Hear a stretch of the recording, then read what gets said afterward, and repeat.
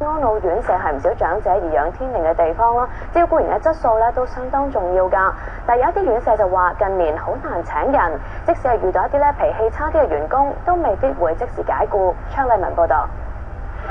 長者行動不便，每行一步滴眼藥水，剪指甲又剪頭髮都要人哋照顧。葉婆婆住喺安老院舍幾年，70幾歲，身體都算健康，經常同院友打麻雀，有時亦都要照顧員幫手㗎。佢覺得職員最緊要係有愛心，有愛心啊，有地啊嗰啲，即係脾氣冇咁大啊嗰啲，咪做呢啲好咯。啊，你脾氣大過你一科氣打上嚟，問一上嚟，第二問佢又問佢，你點樣做啊？有啲長者未必表達得咁好，咁就要靠家人為佢哋選擇啦。陳先生幫患有柏金遜症嘅爸爸揾安老院舍一啲都唔容易，已經揾過好多間㗎啦。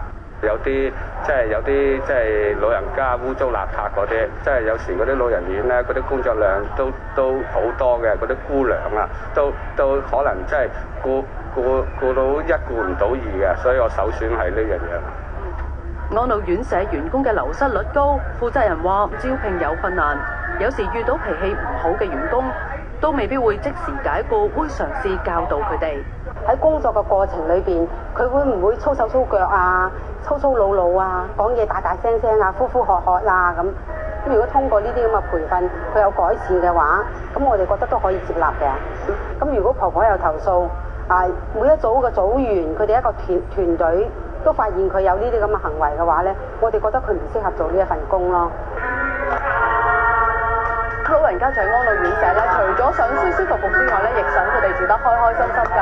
有安老院舍咧，就特別安排緬懷治療，同佢哋一齊唱下粵曲，等佢哋緬懷一下年青時代嘅歡樂時光。亞洲電視記者蔡麗文報導。